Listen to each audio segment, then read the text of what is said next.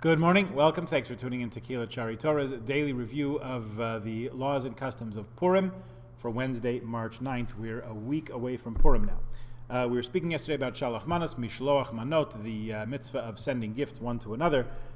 Some opinions say that you can send foods that still need to be cooked, but the accepted practice is to go like the view that says that we should send foods that are ready to be consumed as is. Coffee and tea, even though they're considered may be considered ready to be consumed, even though they require the addition of hot water. So tea bags or powdered coffee, instant coffee, I guess would be okay according to those opinions. However, those who want to be stringent, again, make sure that everything is ready to eat as is. So if you deliver an actual cup of coffee, it should be hot and liquid already with plenty of water in it and ready to drink. The mitzvah of Shalach Manas can be fulfilled only with foodstuffs and not with other kinds of gifts, such as clothing, money, and such like. It's got to be food there. How much food do you have to send? It's best that each of the two foods or drink with which one is fulfilling the mitzvah should be a respectable amount. An exact amount is not given in the halachas farm. However, a bottle of wine with a lollipop taped to the top, for example, would not be considered two respectable foods. The wine, of course, would be respectable, but one lollipop, not so much. However, a jar filled with a lot of candies or chocolates is considered respectable, even though each one by itself is not significant. One cannot fulfill the mitzvah, the obligation, by giving a bottle of mineral water or seltzer.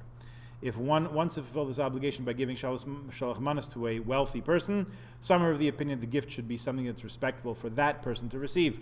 Although it's proper to be stringent, it's not the accepted practice in this. We will also touch on the idea of using a messenger. As noted above, the mention in the Megillah, Mishloach Manot Ish L'Re'ehu, sending delicacies one to another, seems, in the view of many, to imply that the mitzvah of Shalach Manas involves sending, in other words, using a messenger, a delivery person. So, some are of the opinion that say that to fulfill it in its fullest, a messenger should be used to deliver Shalach Manas. And this, in fact, is widespread, very common practice. Other poskim maintain that a messenger is not required, and some even maintain that performing the mitzvah personally is indeed the preferred method. One can fulfill the minimum requirement of this mitzvah, according to all opinions, by sending one set of Shalach Manas, one shipment of Shalach Manas through a messenger, and another delivering it personally. It's generally accepted the messenger need not be an adult. Even a child or a non-Jew can act as the messenger. You can FedEx it. So the mail or other package delivery service would be an acceptable way to do it. The mitzvah of Shalach Manas can be fulfilled by donating money to an organization that will deliver Shalach Manas on Purim on one's behalf.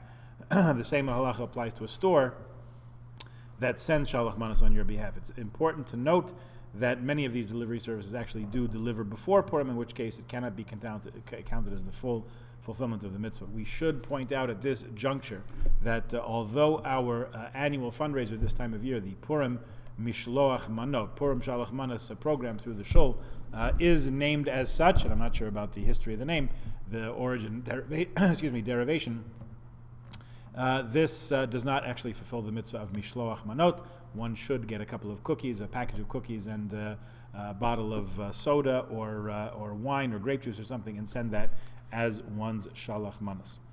Okay, last thing about messengers and such is that the mitzvah of Shalach Manas is to send a gift to a friend on the day of Purim to be received on Purim. There's a difference of opinion if you can accomplish this by sending it before so that it will arrive on Purim. So if possible, one should try to deliver or have delivered Shalach Manas on one's own, on Purim day itself, either personally or via a messenger. Okay, we'll leave it there. There's a few more details. If anybody's interested in further clarification in these or any other halachas, please feel free to check in. I'll be happy to learn through these rest of you. Next, we'll talk about the davening on Purim and the mitzvah of Sudas Purim. Join us tomorrow for that. Bye.